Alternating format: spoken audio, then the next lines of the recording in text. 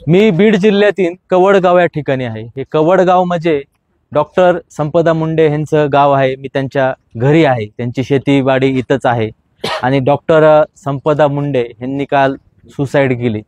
माझं तर म्हणणं आहे ते जीव देऊ शकत नाही। मी त्यांच्या कुटुंबाशी एवढी चर्चा केली, एवढं मी त्यांच्या कुटुंबाला सगळं तिच्याबद्दल विचारलं।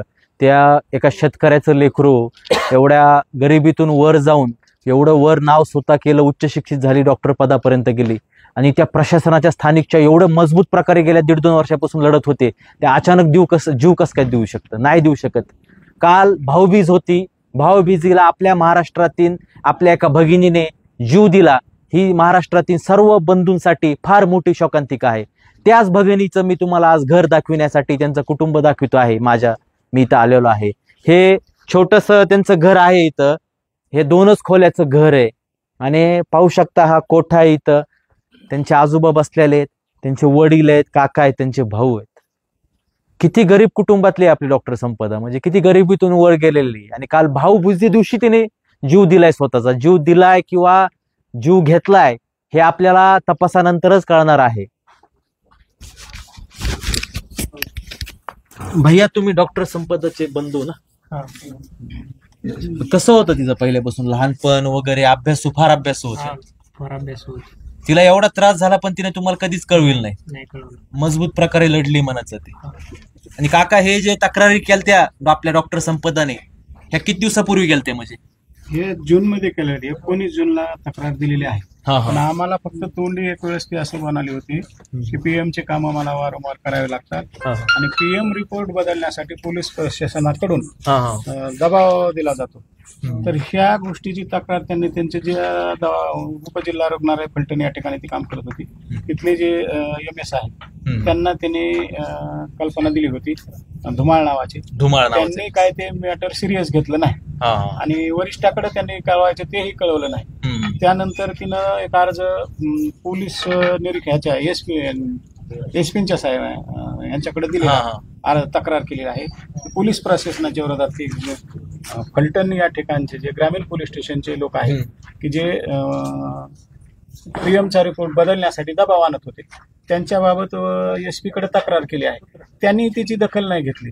त्याच्यावर वाट पाहून तिनं नंतर माहिती अधिकारामध्ये अर्ज RTI टाकला। त्या RTI अंतर्गत तिनं माहिती मागवली। त्याच्यातही नंतर तिला काही म्हणजे असं शाश्वत मिळालं नाही। त्यामुळं शेवटी तिला एवढं असं टॉर्चर हे केलं की घरी तिनं सांगितलं नाही की जेव्हा आम्ही गेलो ती घटना घडली तेव्हा एवढं तिनं डिटेल केलं होतं आणि एवढी मुलीने संघर्ष केला की आम्हाला तिथे गेल्यानंतर ही माहिती झाल्यानंतर आम्हाला कळलं। म्हणजे त्या किती मजबूत, एवढं सगळं होत असताना सुद्धा घरी एवढं कल्पना दिली नाही तिने आम्हाला। म्हणजे किती मजबूत होते ते? मजबूत होते। पण एवढे काका नक्कीच तिला जर जीव द्यायचा असत तर तिने घरी एकदा कल्पना दिली असती ना, बोलली असती ना की असं मला एवढा त्रास व्हायला, तेवढा त्रास व्हायला, काहीच तिनं सांगितलं नाही। या आरोग्य विभागाच्या आणि पोलीस प्रशासनाचा आपल्या लेकरांनी बळी घेतलाय, हलगर्जीपणाचा बळी घेतला। यामध्ये जे आहे ना, धुमाळ नावाचा जो आरोग्य अधिकारी आहे तो सगळ्यात मोठा समाजकंटक आहे। त्यांनी पण वारंवार त्या डॉक्टर संपदांच्या तक्रारीकडे दुर्लक्ष केलं।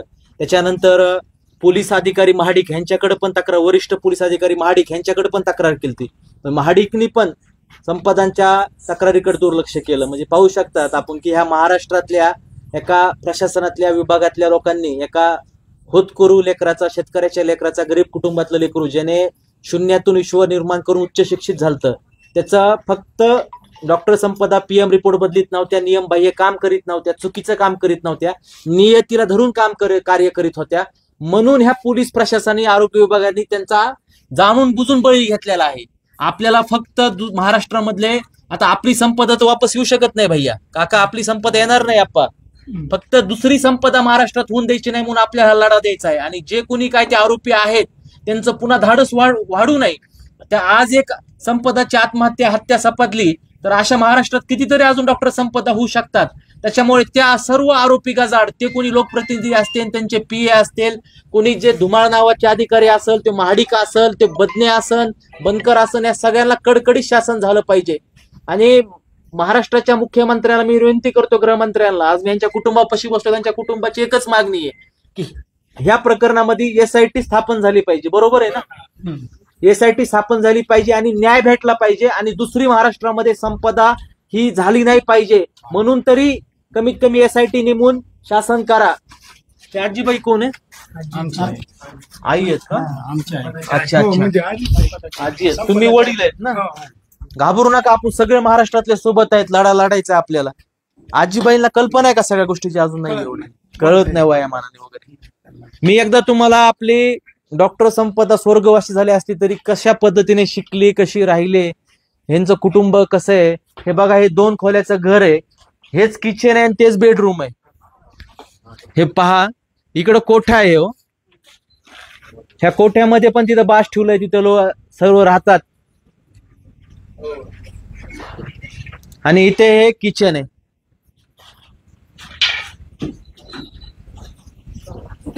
लावलेले वाटतं हे बघ, हे छोटस किचन आहे. म्हणजे किती गरीब घरातलं लेकरू आहे आपलं. आणि पाहू शकतात की आत्ताच इथं म्हणजे ह्या कुटुंबाचं किती आदर्श गाव. एक तर गाव 18 पगड जातीचं गाव आहे आपलं. आत्ताच इथं मौलाना साहेब आले भेट द्यायला. गावातील सगळे 18 पगड जातीचे, वंजारी, माळी, धनगर, गोरी, दलित समाज, मुस्लिम समाज सर्वजण इथं आहे. आता तरी सरकारला जाग आली पाहिजे. जात पात धर्म न बघता गुन्हेगाराला कोणतीच जात नसते. आणि आपण सर्वांनी ह्या मुंडे कुटुंबाच्या मागे ठाम उभा राहतो आणि स्वर्गवासी संपदा ह्यांना न्याय मिळवून देतो. एवढीच मी आशा बाळगतो आणि सरकारला विनंती करतो त्यांच्या कुटुंबाकडून काय की SIT लवकर स्थापन करण्यात यावे.